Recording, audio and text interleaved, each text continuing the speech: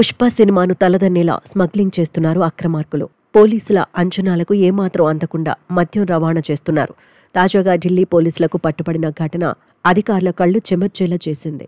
ఫరీదాబాద్ నుండి ఢిల్లీకి అక్రమ మద్యం రవాణా చేస్తున్న తీరును చూసి పోలీసులు షాక్ అయ్యారు. బైకుల్లో, కార్లలో, బస్సుల్లో రవాణా చేస్తే ఈజీగా దొరికిపోతామేమోనని కొత్తగా ఆలోచించారు అక్రమార్కులు.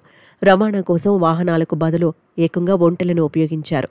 ఒంటెలపై రవాణా చేస్తే డౌట్ రాదనే ఉద్దేశంతో ఇలా ప్లాన్ చేశారు. కానీ పోలీసులు ఆపరేషన్లో 5 నిందితులను అరెస్ట్ చేశారు.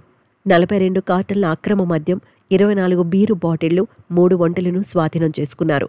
అరెస్టైన వారు ఫరీదాబాద్కు చెందిన వినోద్ బధానా, సునీల్ బధానా, ఢిల్లీకి చెందిన రాహుల్, అజయ్, ఉత్తరప్రదేశ్కు చెందిన సౌరభ్గా గుర్తించారు. ఒంటెలు నిశ్శబ్దంగా అటవీ ప్రాంతాల గుండా కదలగలవు.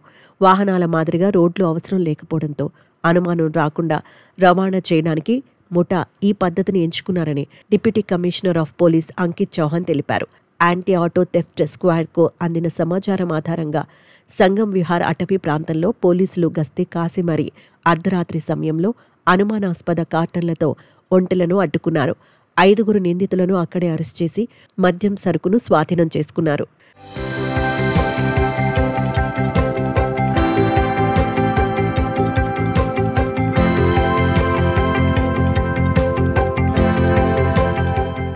నిందితులు ఢిల్లీ పోలీసులు ఎక్సైజ్ ఎన్ఫోర్స్మెంట్ డ్రైవ్లను తప్పించేందుకు ఉద్దేశపూర్వకంగా ఈ పద్ధతిని ఎంచుకున్నట్లు అంగీకరించారు. అజయ్పై గతంలో 11 దొంగతనం, ఎక్సైజ్ ఉల్లంఘన కేసులు ఉన్నాయి. రాహుల్పై కూడా బహుళ ఎక్సైజ్ కేసులు ఉన్నాయి. వినోద్, సునీళ్లపై ఢిల్లీ ఎక్సైజ్ చట్టం కింద కేసులు ఉండగా సౌరభ్ ఇటీవలి ఉత్తరప్రదేశ్లోని బదౌన్ నుండి ఈ ముఠాలో చేరినట్లు తెలిసిందే. అంతర్రాష్ట్ర సరిహద్దుల్లో పోలీసు నిఘా పెరగడంతో సాంప్రదాయ వాహనాల ద్వారా స్మగ్లింగ్ కష్టతరం కావడంతో ఈ కొత్త పద్ధతిని ముఠా ఎంచుకుందని పోలీసులు తెలిపారు.